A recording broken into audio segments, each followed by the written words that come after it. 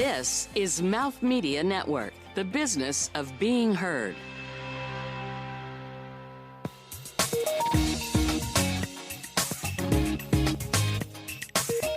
Hi, my name is Margarita Arriagada, and I'm the founder and CEO of Valde Beauty. And what I love about beauty is I think it's just so fundamental and impactful how beauty makes you feel that I created my brand around that very same concept. Because beauty can make a woman feel confident. It can have a transformational impact. And that's really what I love the most, is just really how profound and impactful beauty is. I love that aspect of beauty so much that I wanted to create my brand around that very same core aspect. From New York City, you're listening to Beauty is Your Business, covering the intersection of innovation and business in the beauty industry. Well, welcome, Margarita. We're so excited to have you here on Beauty as Your Business. I'm here today with my co-host, Abby. Great to be here and see you, Margarita. Thank you. Thank you so much. I'm happy to see you both. Well, I'm so excited to hear some more about your story, Margarita.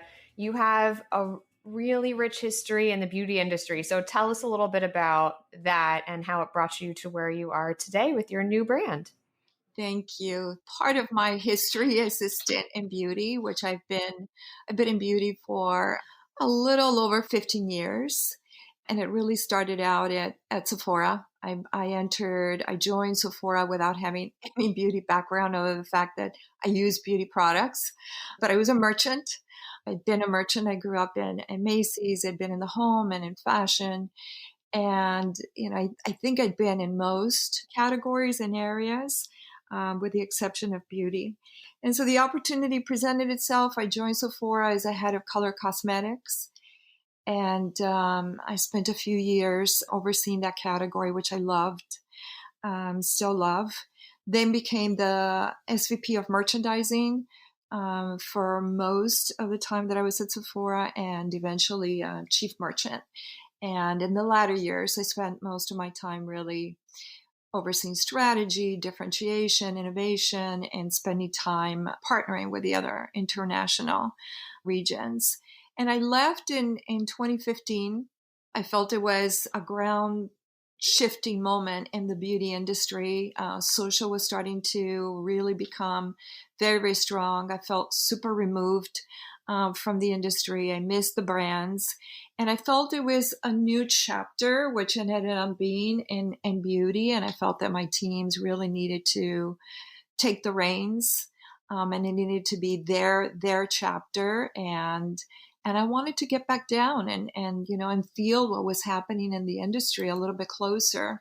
And without really knowing what to do, I somewhat evolved into a consulting strategic advisory role. I've always advised, I've always mentored brands, and it just felt really super comfortable for me. Many brands reached out and said, "Hey, can we talk, and can we get a little advice?" And without really thinking much of it, it formed into a strategic advisory role. I sit on a few boards, but it gave me such a great perspective to be at the ground level again and seeing the evolution of beauty, right? And in such a groundbreaking moment. It was actually a tsunami, I think, is really what materialized between 2015 and 2019. And, super, super exciting to have seen the evolution. And at the same time, I witnessed this growth, this bubble that really honestly has burst. And so the reflection for me with the creation of this brand really stemmed from some pivotal points that happened in my life. I had lost my mom at the end of 2014. And at the same time, I had seen this evolution in the beauty industry and felt that there was, for me, I felt, deep in my heart, this reflection on wanting to express a point of view that was a reflection on women inspired by my mom. And it was a little bit of an homage to the beauty industry. And so that's how And so I've been working on this for the last 4 years. A labor of love. A true labor of love. Yeah, with contractions and all that. Well, isn't it always? I mean, that's really the beauty of the beauty industry. People that aren't in the business don't realize what it actually takes to get something from a little idea to the market. Years and years and years of work. Yeah, it was a little hunch. And I'll be really honest with you, I really resisted it. I had the hunch and the seedling of this development really stemmed from me I was doing a photo album book on my mom a year after her anniversary. As I was looking through all these photographs of her entire life that I wanted to sort of give copies to my family, I realized that she always, I was reminded through all the pictures, in every single picture she wore lipstick. And then it just took me back to to her late years where she suffered from dementia. And she didn't recognize me in the last few years. But every time I took out that lipstick, she'd perk up and she'd pucker up, she'd get ready for me to apply that lipstick on her. And she would look in the mirror, not realizing that she was seeing herself in the reflection. She saw someone that was beautiful and she kissed that mirror. And so here I am putting this photo album together, and I had this flashback in those moments. And in that moment, I thought that I wanted to sort of harness this feeling of how beauty makes us feel, because it's so profound, right? That she could not remember me. Mind you, I was a good daughter. That's such a beautiful story. It's very profound for so many reasons. Profound, right? Yes. And I thought, I'm missing this narrative. We take it for granted. We know, of course, beauty makes us feel confident and all these wonderful things. But in this evolution of what we've witnessed in the last years, I just thought, oh God, I miss this. And so, there set off the seedling of a concept that was an homage to my mom, to women in general, and to the beauty industry, because beauty has done so much for all of us, right? It means so much in a profound way. So that's how it came to be. And I resisted it. I thought, no, I don't want to do this. There's Fenty out there. There's Pat McGrath out there. What are you, crazy? But you know what? That's really, and we were just talking to another guest about the beauty of the industry, right? I mean, there are niches that a brand can really have a life and a world and a community of its own and have really deep roots and success, because it really is about the storytelling, right? It always goes back to the story. It is. I mean, despite the fact that I felt, I cannot compete. I cannot compete. There's already so many beautiful products in the industry. And God knows, a lot of women might think we don't need another lipstick brand. But for me, what was profound, this emotion, this reflection, this need for us to get back to the value and the meaning of beauty that felt was missing or were taken for granted, is what I couldn't kick out of my system. And I tried to sabotage myself. I really tried really hard to go, no, these are all the reasons why you should not do this. and then, it wouldn't leave me alone. So I thought, okay, well, maybe I'll explore a little bit. And one foot in front of the other. And before I knew it, this thing was, this creation was starting to manifest itself in a very unusual way, because I didn't take a very conventional approach. Everything about this brand is super unconventional. And so therefore it is a labor of love. But before I knew it, there was a brand that had an essence, a purpose, and a product concept that allows me to express my point of view on women, our potential, our resilience, our strength, and the potential for the beauty industry. So walk us through a little bit of the process. How did you get to the products and the offering and the brand's name and all of the things that make the brand what it is? Oh, thank you. Thank you for asking that. I'm super humble that you would ask, because it's very, very personal. I wrote a little story, and that moment that I had this reflection when I did the photo album, I wrote this the story that I shared with you in terms of the profound impact on my mom. And so because it was an homage to my mom, I originally thought, well, maybe I'll name it after her. Her first name is, Carolina. But as I thought about my roots and as I thought about myself, this brand journey, while it was inspired by my mom, has certainly become a reflection and a journey of my personal journey on coming into myself and being very comfortable with being myself. And I wanted to pay homage to my roots because I realized that throughout my life, my career, because I've tried to fit in, I have not really put forth all of myself. And I'm very Latina. I live a very dual life. I'm born and raised in, Peru, South America, and I grew up there, and in trying to fit in, I just sort of overshadowed that aspect. And so my mother's last name is Valde Lamar, and it has a rich history in Peru. There are poets and artists named after her last name, and I thought I was looking through a Latin dictionary and to see, what meaning I could gather from that. And I ran into the word Valde, which is the English word for very. And very is a word that places emphasis on the word that follows. And I knew that I wanted to pay homage to women and really emphasize. There's just so many aspects that I wanted to emphasize with the brand, this aspect of women's inner strength and all that lies in the discovery and the unleashing of the potential when we are authentically ourselves.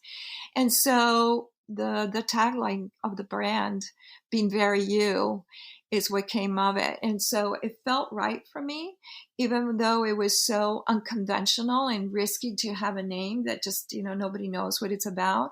But it played into my roots. I loved, the definition of the word, and it played into what I wanted to emphasize, because I'm emphasizing lip, I'm emphasizing women, I'm emphasizing this, greater aspect and personality that we have, from women. So originally the creation of the brand was really the concept. I knew that I wanted to be lip, and I knew that I wanted it to be about women. And so I started with the brand essence. I did not know what the product would look like, other than because I wanted it to be an homage, I wanted something that felt emblematic. And I wanted to take the lip experience to another level. And I didn't know how, quite frankly, and that's the reason it's taken me so long. I didn't know what I wanted, other than I wanted something super artistic and emblematic. So originally, I was going to do a very embellished version of a bullet. And then I thought for me, I went deep into this juxtaposition of a woman and this lipstick aspect, right? That is a bullet. And so what I wanted to capture from the women narrative is this femininity yet strength. And so I had sketches of a bullet and sort of a ballerina corset, if you will, that sort of has the juxtaposition over the bullet. And in that moment, in iterating with a designer, a packaging designer, we landed on really this woman shape, really honoring, the curves of the women over a bullet.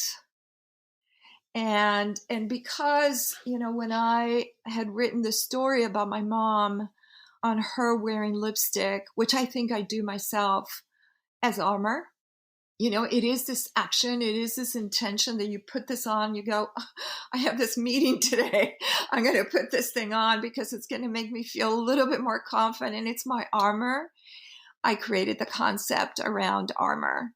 And so that was the beginning. And it was, when I saw that shape, when I developed that prototype and I held it in my hand, and it was ergonomic and it felt right, which took a long time to get that shape to feel right.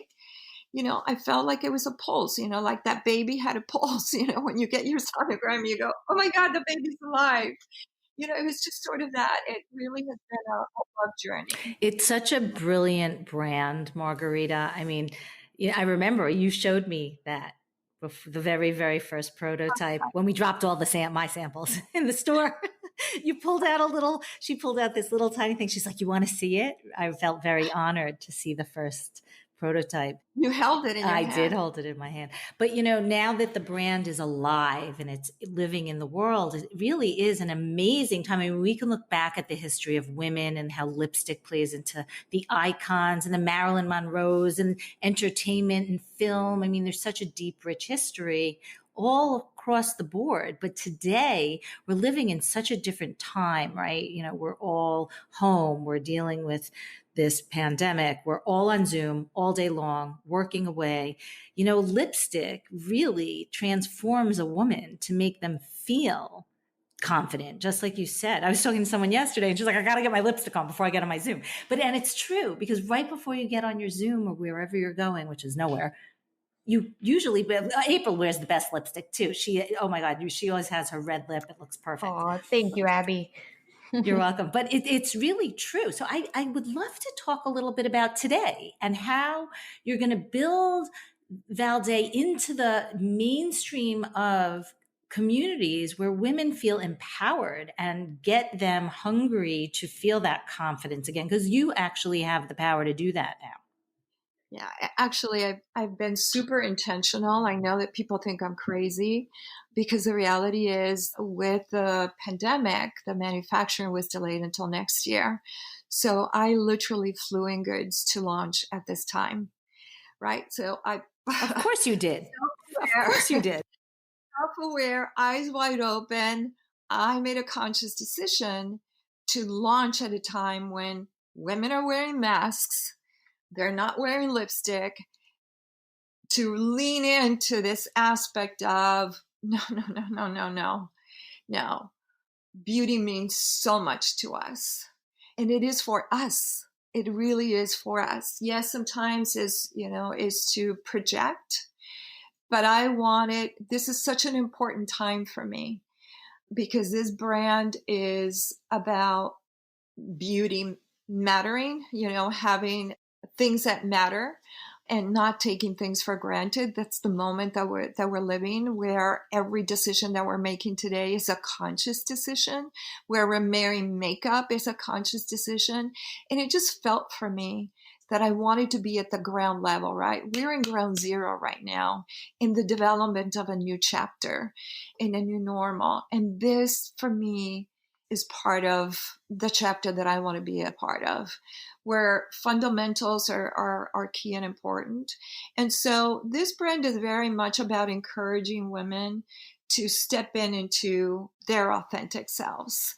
That's really what I want to encourage, because we certainly have been through the empowerment movement of feeling and empowering. But I'm the poster child for the fact that I've played that card. I've played feeling strong and projecting that level of strength. And as women, out of sheer strength, we're capable of so much. But I had never allowed myself to fully embrace who I am, to be perfectly honest. I've put on a facade that I needed to in order to survive, or in order to fit in, or to go with the flow, and all these pressures, right? Or the society pressures. But there's a reason why we have an epidemic on anxiety. We still are experiencing the strength. We're still trying to do so much. There's an inner strength that we don't tap into. And when you go there, when you're able to embrace who you really are, and there lies the confidence, the voice, that inner strength, the liberation, right? That allows you. For me, it's this entire mental well-being, and on a much, much deeper level. It really is connecting with your soul and understanding that we're part of a greater universe. And that I just got chills. That really is my message. But everything starts with an intention. Everything starts with you have to just put you'd have to take one foot in front of the other, right? And for me, that wearing lipstick is that. It's really that intention. It's that reminder. And also for me, it's important in my experience to be able to encourage women to help each other out, because I've experienced the opposite, throughout my career, where it's been super competitive. And, I've experienced, female rivalry, and I'm over it.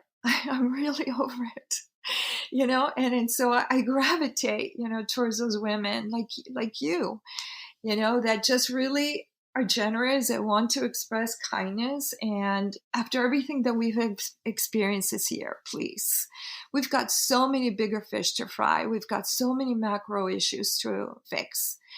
And I believe that women are an important part of that solution. And we have to collaborate. We really we've got so many bigger things to, and particularly in the beauty industry, where I think we need stronger representation. And so for me, this armor, in a very humble way, is sort of my way of honoring women, honoring all that we are. And it's an excuse, if you will, to be able to say, you know what, I want to honor you for all that you are, for all your potential, for all that you've done and who you are meant to be. I love that. That's an amazing message. So we're going to take a little bit of a break right now, but coming up, you'll hear more from Margarita about harnessing this new chapter and growing a business in an exciting time. Here is a sobering statistic. 60% of companies are without long-term internal communication strategies. Do you have one? An effective one? Here's another sobering statistic. Companies with communication strategies that work well result in returns to shareholders that are 47% higher versus companies and organizations with poorer communication. 47%. Here's what does work.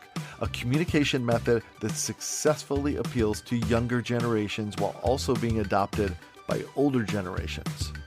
It's the podcast. And as a result, more and more companies are making use of internally deployed audio content, which closely resembles podcast episodes. If you're a company with at least 50 employees, or you have a large number of strategic partners or retailers you need to regularly communicate with for training, updates, compliance, instructions, and more, we should talk. Please reach out to us at podcasts@mouthmedianetwork.com. That's podcasts@mouthmedianetwork.com.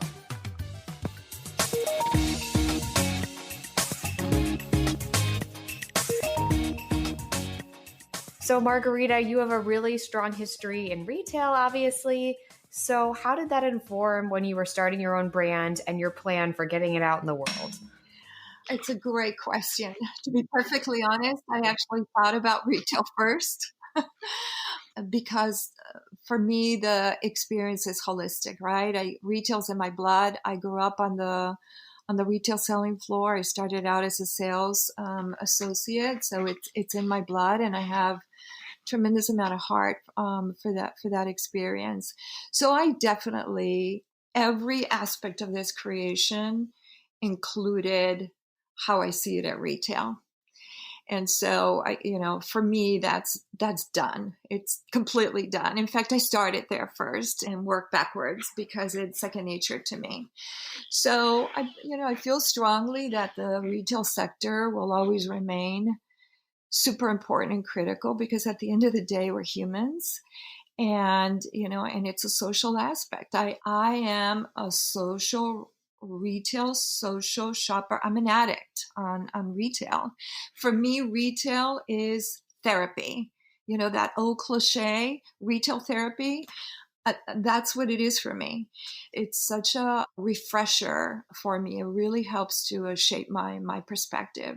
And so I think that, despite the changes that we are experiencing with the pandemic, I think it's an opportunity to really course correct. The reality is that retail always has to evolve, and I've seen it evolve. I've lived retail through the golden years when it was magical. I could do a segment for you on just that, because I worked at Do that. I love that. Give us a little magic. We need a little magic. I worked at a store called Bullock's Wilshire. You'd have to look it up. It was a specialty retail store of an arm of a larger department store called Bullock's, which eventually was purchased by Macy's. And this store was magical. It was an Art Deco building here in LA. It's still here. And when I joined, I was super, super young. I was an assistant buyer, and I was in my teens. And it was a complete culture shock, because beautiful, gorgeous Art Deco store, the women, the sales associates wore gloves. and these Hollywood celebrities would pull into the car part in the back. I became a buyer in this store at a very young age. I launched brands like Diane von Furstenberg. I launched Kenzo, and it was magical, magical. The tea room, just beautiful, beautiful.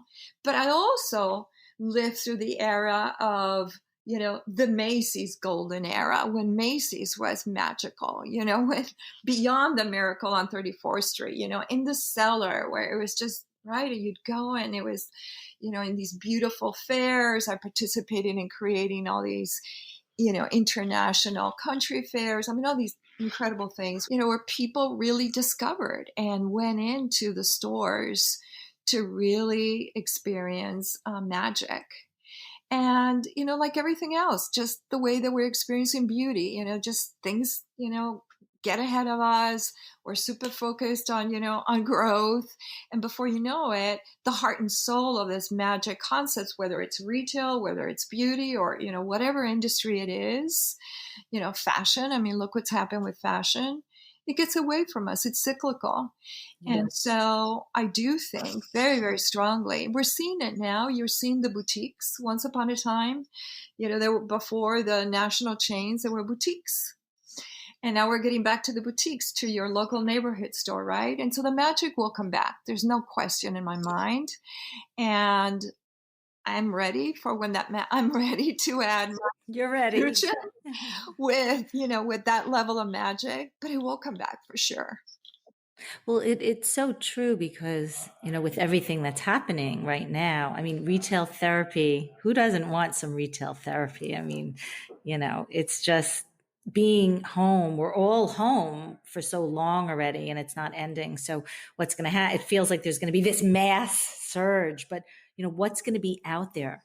What are they going to be? How are they going to be reimagining? I've been on the phone with a lot of people in the retail space lately, just about different concepting and ideas. And, it does go back to the magic, and how does it all, how do you entertain the consumer? How do you excite her and him? He wants to shop too. It's not just her. Yeah. I mean, maybe not for lipstick, but, for fragrance, but they do. I mean, I have 3 sons. They want to shop, they want to buy, they want to feel good, I worked on a retail concept last year in beauty in China. I don't know if I ever mentioned it to you, but I did it because, I had this energy that I needed to channel in terms of retail, right? Like, where do I channel this energy? And so China, off I went. And this concept was so fantastic. And I do think that it takes a page of what the future could be, because it was a concept that really merged art with beauty. Art installations, really out of the box, artistic installations with retail. And people have flocked to it. And so I think that we need that. We need those courageous people, those visionary people that are going to say, what the heck, I'm going to do this. I'm going to try this, because retail is social. It's a human connection aspect. Yep. But unfortunately, because of the growth pressure, we've lost, that innovation. We've lost that, the visions and the creativity and the imagination that is really needed to put retail back. But I don't doubt that it'll happen. Well, I love what you said about the art and, art and it's the creative, right? You need the creative for the inspiration. It's not just a garment. Yeah. It's not just another beauty product. It's the innovation and the sexiness of the texture, the material, the feeling, the vibe, I guess, so to speak, that really makes the magic happen. Yeah. Right? Yeah. Speaking of which, I find it interesting that you launched specifically in the lip category, obviously. Yeah. So that's obviously very carefully thought out and planned. Yeah. Do you feel like you will expand beyond that category, or will you continue to be thoughtful within the lip category? Or are you kind of just seeing how it goes? No, I know there's little that's not intentional about this brand. I'm super intentional about the lip category. And I'll tell you why. It's a great question. Obviously, from my experience and my background in retail, I know firsthand how difficult it is for women to find the right lip for them. We certainly buy a lot. There's a lot of trial and error. But if you know what you want because you've seen it on someone, then perfect. Or if you found something that you like, then maybe you'll replenish. But if you don't know what you want and you walk into a retail environment, any, and try and look for a red lipstick, that's a creamy satin or a matte, just try. It is super, super, super hard. And yet it's so popular, right? And so I do think, and there lies the opportunity in retail, by the way. There are some great concepts today that are really monobrand, like a Bite Beauty Lab, that are fantastic. But a multi-branded concept in lip is super, super difficult. If you go into a Sephora, you go into a Macy's, finding, if you don't know what you want, you think you want a coral, for example, and you want to try all these different formulas. How do you do that? It's really, really hard. And yet women need that level of help. And so while I don't believe that my brand or any brand is the end all be all in one category, I do think that I could be a trusted source to help women navigate in the category. And because I created the concept around dressing your armors, so there's going to be a lot more design of armor designs, right? That you can plug and play with your formulas and refills at a competitive price point. Then it really kicks in, and I think this is probably my fashion background, this concept of wardrobing, right?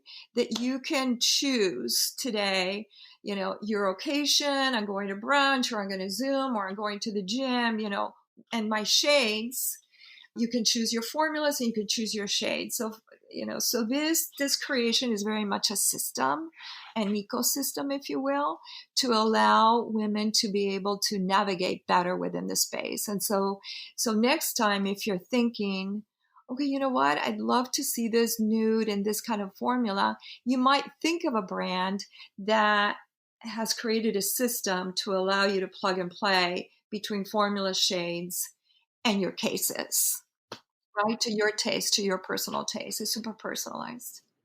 I love that. And when you were coming up with this concept, did you think about the sustainability aspect of the packaging? Obviously, with refills, you would be buying the outside packaging less often. Yeah. Is that something that you considered? I considered that eons ago, before I even thought about this brand, quite frankly, because I always struggle. I certainly have had experience with product development, and I always struggled with the fact that if you're in product development, you know that the larger part of the cost of creating a lipstick is on the case, right? But what you're using is the formula. I mean, in some cases, only 30% of the cost is in the formula, right? But you're throwing away that case. Sometimes we don't even finish that lipstick and you're throwing away that case. So I always had an issue with that, in the same way that I do with fragrance as well. Like, I can't throw those fragrance bottles away. What do I do with them? They're so beautiful. Yet the smaller part of that investment is in the juice. So that was one aspect that I struggle with, which for me was wasteful.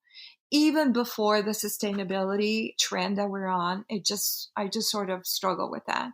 The other thing that I struggle with was there were formulas I would like, and I may not like the packaging. And I'm very much a purse appeal kind of a, when I like this application aspect. If I'm out at dinner or, I'm at a brunch, I want to apply my lipstick. There might be some formulas that I like. And I thought, no, this packaging is not me. Love the formula, but it's not me. Or there might be a brand of which I love the packaging, but they wouldn't have the formula or shade that I wanted. So, those two things for me were important. And in developing a luxury experience, brands have a tendency to overpackage. And so, because it's all about that eye appeal, right? The aesthetic. And so for me, it definitely was a reflection on how do I create something that you would want to keep, that even though many of the elements are not recyclable. So I was super aware of what's in the industry, what evolutions, what's available to brands in order to make things sustainable. For me, the first thought is, how do I avoid the waste? How do I get you to not throw it away? Right? And create something that's a little bit more meaningful at a time of which I think beauty needs this level of meaning. It needs this level of purpose, because we've driven the industry to such a point of where beauty is losing its value, we've got products out there that I know there's a lot that went into the development, and people are not appreciating the value because of the promotional activity and the saturation that we have in the marketplace. So yes, that factor that's how I approached it. How do I get you to keep it, to feel this is something you want to cherish, that it has meaning, and that you'll remember it for a long time? Well, that really goes back to the experience, right? And that at the end of the day is what really moves somebody, is how you make them feel from the minute they see something to when they get it and they open it. And now I think more than ever in our world, the experience is going to just go to a whole other level. Yeah. That if you can't really move a customer, because this younger generation, even the older generation, they're very discerning. They know everything. We were just talking, you can't hide behind the curtain. Everybody knows everything. And in some respects, it's good because you have to be accountable to it, right? So it pushes the entrepreneur to go a little further, a little deeper, maybe spend a little more up front, take feedback. But what you've created is just so special and moving. And you could see it from the minute, from every little aspect of the brand and the beauty and the depth behind it. Thank you. So I think it's an exciting time for a beautiful lip line. I really do. I think people are going to come out of COVID wanting to feel I know I do. I got all dressed up for Thanksgiving and put jewelry on and set the table with my china and my silver and had champagne. It was just the five of us. I think people are going to start to crave that feeling of glamour. Yes. Excitement, entertainment. We can't even watch a ball game. You can't, our world is built on events and experience and energy, and you get on the phone with friends or people and you can hear from the hello how they feel because it's been such a daunting time. So I think power to the lip, baby. It's going to go big. It's so very true. What a great slogan. Power to the lip, Abby. You should trademark that. Take it. Run. Someone just gave me a trademark. Power to the lip. I love it. All right. Well, we'll take this opportunity for another little break. Coming up, you'll hear a little bit more about the personal side of Margarita and a round of what we call hitting the pan right after this.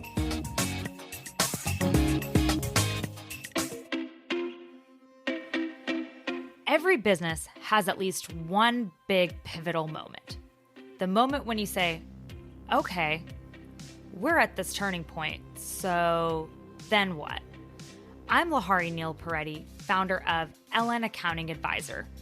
I hope you'll join me each week on my podcast, Then What, as we talk with successful business leaders who push past their business's biggest then what moments and succeed in an even bigger way because of effective leadership and solid business practices. It's inspiring and deeply useful information for any entrepreneur. Subscribe to Then What on Apple Podcasts, Spotify, and wherever you find the best podcasts.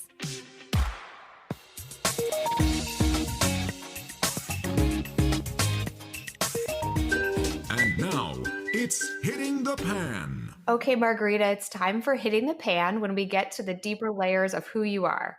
To determine the order of who asks the questions, I'm going to spin the proverbial salon chair and it will land on Abby.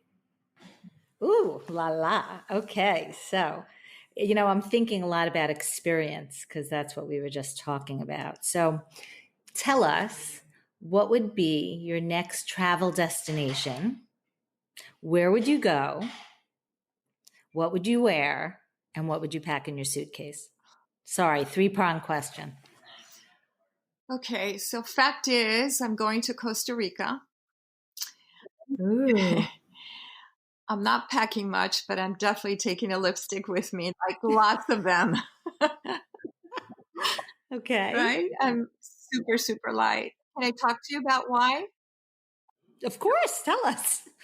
Tell us everything. I mean, the reality is if I could get to the Amazon, which is, we're in my country in Peru, I would.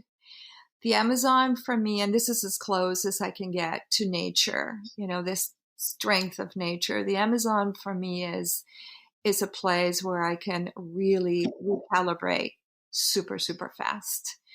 Because you're in the midst. Mother Nature is just such a force, right? That you feel at par with the ants.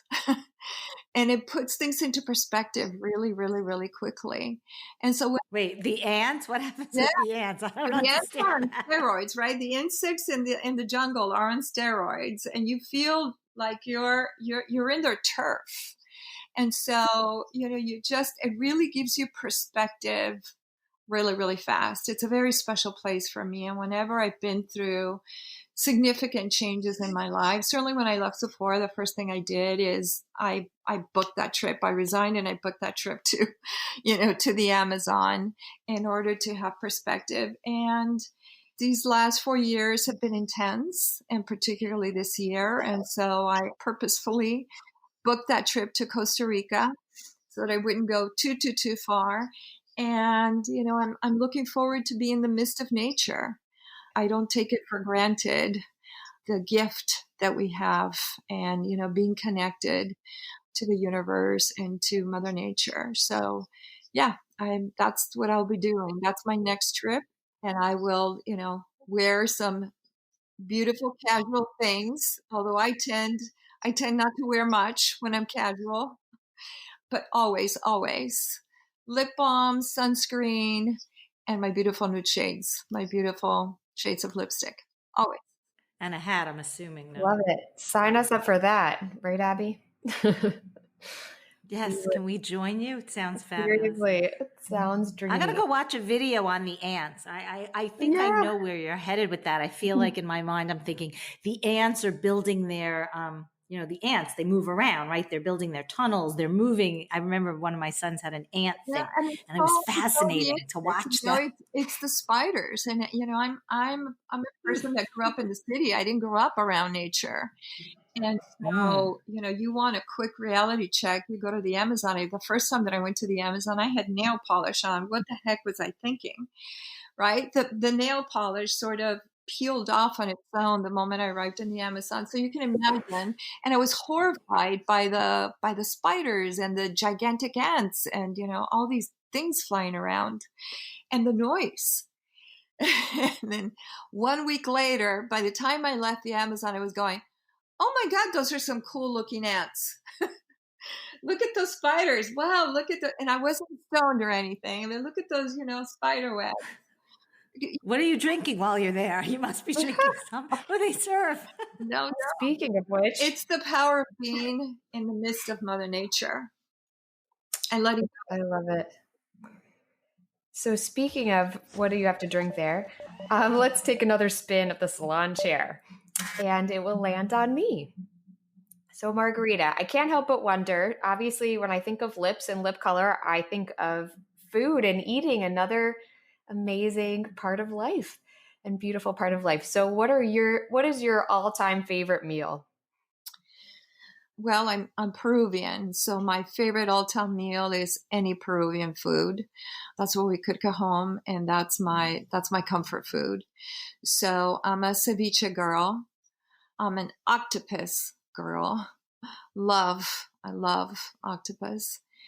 And if I'm not eating Peruvian food, I'm definitely eating sushi. Love. Sounds good. Peruvians are known for because of our culture that is very mixed. The food is tasty. And so I always look, I unless I'm, on a diet and I'm grilling and, things are, don't have a lot of seasoning, but I typically like seasoned foods a lot. Yeah, now we're hungry too. So at this point, we'll ask you, Margarita, if you have a final thought you'd want to share with our listeners based on our conversation or anything that you want to put out there, and also how they can reach you. Thank you. And the brand. Thank you so much. So they can certainly reach me personally on my social. The brand social handle is at Valde Beauty, same as Facebook, on LinkedIn, at Margarita Arriagada. I have both my Instagram and LinkedIn handle the same. And, my final words would be, I think that this is an incredible moment of time for change. And, God help us if we don't remember, if we forget this moment.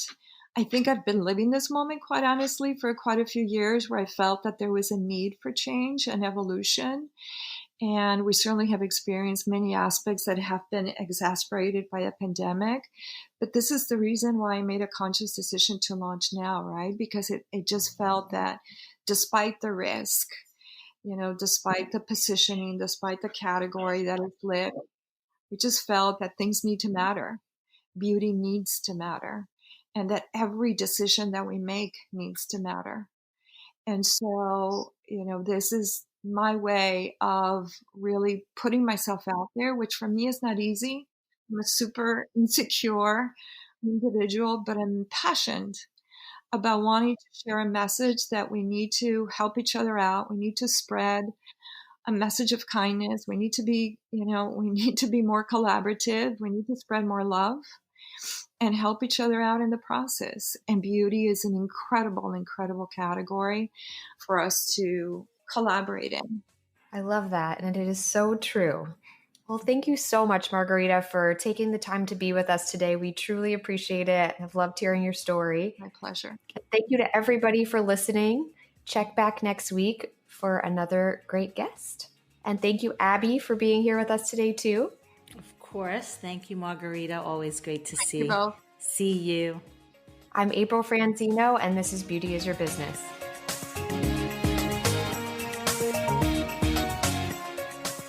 This has been Beauty is Your Business. Produced by Mouth Media Network. Copyright 2021. Keep in touch on Instagram and Facebook at Mouth Media Network. And find prior episodes at beautyisyourbusiness.com and wherever the best podcasts are found. Your brand message can be on this show. Email us to find out more at podcast@mouthmedianetwork.com. Thank you for listening.